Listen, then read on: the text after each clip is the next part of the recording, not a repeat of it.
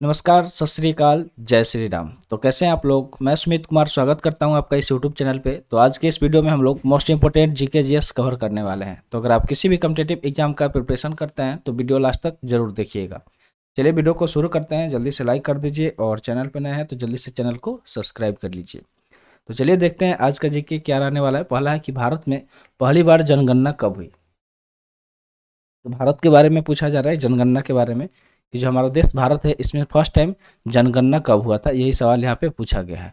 अगर हम जनगणना की बात करें कि भारत में सबसे पहली बार जनगणना कब हुई थी, तो इसका करेक्ट आंसर क्या हो जाएगा? सन 1872 ईस्वी में। ठीक है, 1872 ईस्वी में सबसे पहली बार जनगणना भारत में की गई थी। और जनगणना की बात करें तो प्रत्येक साल तो नहीं होता है ना, ये हर 10 साल बाद होता है। ठीक है, हर 10 साल बाद होता है। तो ये आपको याद रखना है कि 10 साल बाद जनगणना हुआ। ठीक है, 10 साल बाद जनगणना हुआ। लेकिन जब कोविड-19 आया, यानी कि कोरोना आया, उसके बाद से थोड़ा सा इसका शेड्यूल गड़बड़ हो गया। अगर हम जनगणना की बात करें तो जातीय जनगणना, ठीक है, भारत में जातीय जनगणना सबसे पहले किस राज्य में हुआ? ठीक है, जातीय जनगणना के बारे में हम पूछ रहे हैं कि जातीय जनगणना भारत के किस राज्य में सबसे पहले हुआ। अगर आपको पता है तो कमेंट सेक्शन में जरूर बताइएगा। बढ़ते हैं आगे नेक्स्ट क्वेश्चन की तरफ। नेक्स्ट क्वेश्चन है, कोलकाता किस नदी के किनारे स्थित है? कोलकाता के बारे में पूछा जा रहा है, वेस्ट बंगाल कोलकाता कि ये किस नदी के किनारे स्थित है। अगर हम कोलकाता की बात करें तो जो कोलकाता है वो किस नदी के किनारे स्थित है? तो ये हुगली नदी के किनारे स्थित है। याद रख रहिएगा कि जो कोलकाता है किस नदी के किनारे स्थित है? तो हुगली नदी। ठीक है, हुगली रिवर आपको याद रखना है। थर्ड क्वेश्चन है कि पौधे में जीवन होता है, यह किस भारतीय वैज्ञानिक ने बताया था? ठीक है, जो पौधे होते हैं, प्लांट्स हैव लाइफ, पौधे में जीवन होता है, ऐसा बताया गया था एक भारतीय वैज्ञानिक द्वारा। तो उस वैज्ञानिक के बारे में पूछा जा रहा है कि ये किस भारतीय वैज्ञानिक ने बताया था कि जो भी प्लांट्स होते हैं उनके पास लाइफ होता है, जीवन होता है। इसका हम आंसर देखें तो करेक्ट आंसर क्या हो जाएगा? जगदीश चंद्र बसु। ठीक, ये भारतीय वैज्ञानिक थे जगदीश चंद्र बसु, जिन्होंने बताया था कि जो भी पौधे होते हैं उनके अंदर भी जीवन होता है। जिस तरह से हम इंसान हैं, हमारे अंदर जीवन होता है, उस तरह से पौधे में भी क्या होता है? एक लाइफ होता है, जीवन होता है। अगला सवाल यहाँ पे दिया गया सवाल है कि मनुष्य के शरीर में कितने गुणसूत्र होते हैं? ठीक है, फोर्थ क्वेश्चन क्या पूछा जा रहा है कि जो ह्यूमन बॉडी है उसके अंदर क्रोमोसोम पाए जाते हैं। ठीक है, गुणसूत्र पाए जाते हैं। तो कितने गुणसूत्र होते हैं, यही सवाल पूछा गया है। ये बायोलॉजी का बहुत, यानी कि जीव विज्ञान का बहुत बेसिक सवाल है। अगर हम इसका आंसर देखें कि मनुष्य के शरीर में कुल कितने गुणसूत्र होते हैं, तो इसका करेक्ट आंसर हो जाएगा 23 जोड़े या फिर 46। अगर हम पेयर में बात करेंगे, जब भी पेयर में बात करेंगे 23 होगा, और सिर्फ नॉर्मली बात करेंगे तो 46 होगा। यानी कि 2 के जोड़े में रहते हैं तो 46 हो जाएंगे, 23 हो जाएंगे, और ऐसे नॉर्मल अगर पूछा जाएगा तो 46 हो जाएंगे। याद रखिएगा, जोड़ा से भी याद रख सकते हैं कि अगर जोड़ा में 46 हो रहा है तो ऐसे, 23 हो रहा है तो ऐसे 46 होगा। ठीक है, चलिए आगे बढ़ते हैं। अगला दिया गया कि डबल फॉल्ट किस खेल में प्रयुक्त होता है। तो यहाँ पे एक टर्म के बारे में पूछा जा रहा है। ठीक है, ये एक शब्द है, वर्ड है, जिसका प्रयोग किया जाता है एक खेल में। तो उस खेल के बारे में पूछा जा रहा है कि जिसमें डबल फॉल्ट यूज किया जाता है। डबल फॉल्ट की बात करें तो डबल फॉल्ट जो ये शब्द है किस खेल में प्रयुक्त होता है? तो ये प्रयुक्त होता है टेनिस में। ठीक है, टेनिस, टेनिस जो एक तरह का खेल है जिसमें डबल फॉल्ट यूज किया जाता है। सानिया मिर्जा टेनिस से संबंधित है, याद रखिएगा। आगे बढ़ते हैं नेक्स्ट क्वेश्चन की तरफ। नेक्स्ट क्वेश्चन है, भारत छोड़ो आंदोलन कब शुरू हुआ? तो भारत छोड़ो आंदोलन के बारे में पूछा गया कि इसको कब शुरू किया गया था, यानी कि कब शुरू हुआ था भारत छोड़ो आंदोलन।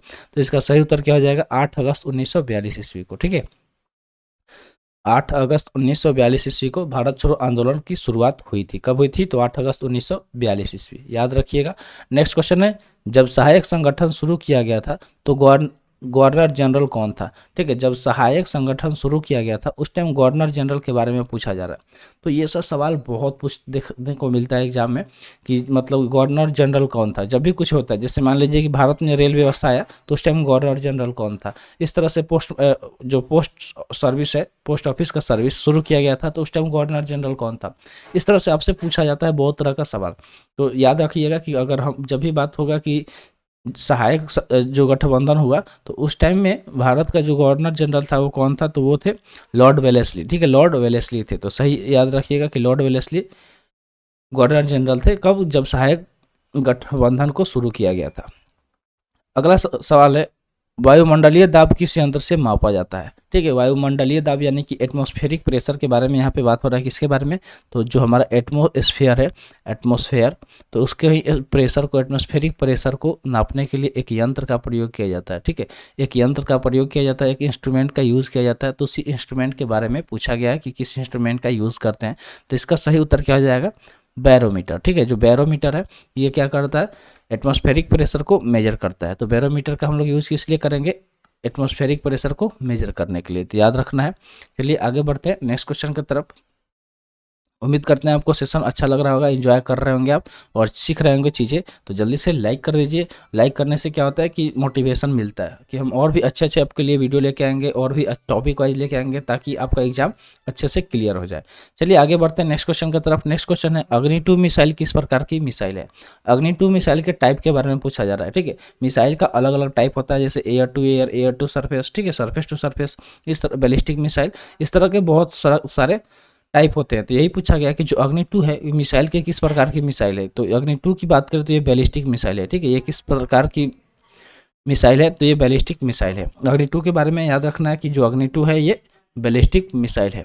आगे बढ़ते हैं 10वां क्वेश्चन की तरफ। 10वां क्वेश्चन है कि यूएनओ ने पर्यावरण संरक्षण अधिनियम कब पारित किया। यूएनओ के द्वारा पूछा जा रहा है, यूनाइटेड नेशन ऑर्गेनाइजेशन ने पर्यावरण संरक्षण, इन्वायरमेंट कंजर्वेशन के बारे में एक अधिनियम पारित किया। तो कब किया, ये सवाल पूछा गया है। चलिए आंसर देखते हैं कि यूएनओ के द्वारा पर्यावरण संरक्षण अधिनियम कब पारित किया गया था। तो इसका सही उत्तर हो जाएगा मार्च 1986 ईस्वी में। तो कब पारित किया गया था, तो मार्च 1986 ईस्वी में यूएनओ के द्वारा पर्यावरण संरक्षण अधिनियम को पारित किया गया था। अगला सवाल यहाँ पे दिया गया कि किसने वर्नाकुलर प्रेस अधिनियम पारित किया। ठीक है, वर्नाकुलर प्रेस एक्ट के बारे में पूछा जा रहा है कि किसके द्वारा पारित किया गया था। तो चलिए इसका करेक्ट आंसर देखते हैं कि किसने वर्नाकुलर प्रेस एक्ट को पारित किया था। तो इसका सही उत्तर हो जाएगा, क्या हो जाएगा, तो लॉर्ड लिटन ने। ठीक है, लॉर्ड लिटन ने क्या किया था, वर्नाकुलर प्रेस अधिनियम को पारित किया था। किसने किया था, लॉर्ड लिटन ने वर्नाकुलर प्रेस को पारित किया था। याद रखिएगा ध्यान में कि लॉर्ड लिटन ने क्या किया था, वर्नाकुलर प्रेस अधिनियम को पारित किया था।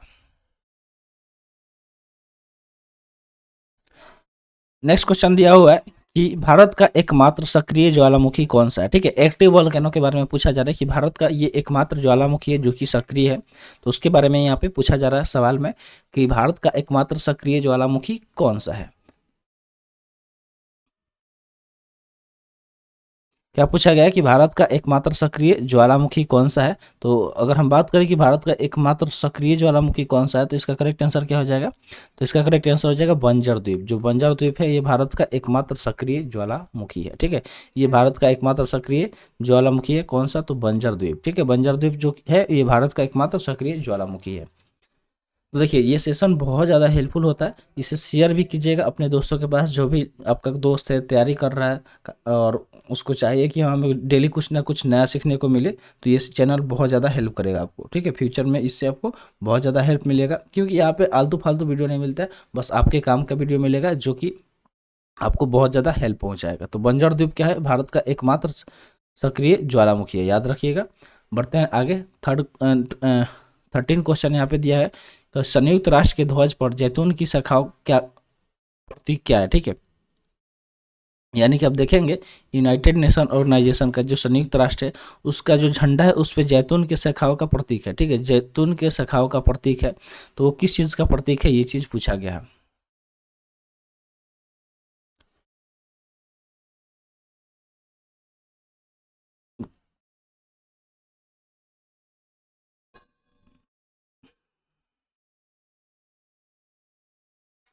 सवाल क्या दिया गया कि संयुक्त राष्ट्र के ध्वज पर जैतून की शाखाओं का प्रतीक क्या है। ठीक है, जो जैतून की शाखाएं हैं उसका क्या प्रतीक है, ये चीज़ पूछा गया। तो इसका करेक्ट आंसर क्या हो जाएगा, शांति का प्रतीक। ठीक है, ये किस चीज़ का प्रतीक है, तो शांति का प्रतीक है। जो जैतून की शाखाएं हैं ये क्या डिनोट करती है, शांति, शांति को दर्शाती है, शांति को डिनोट करती है।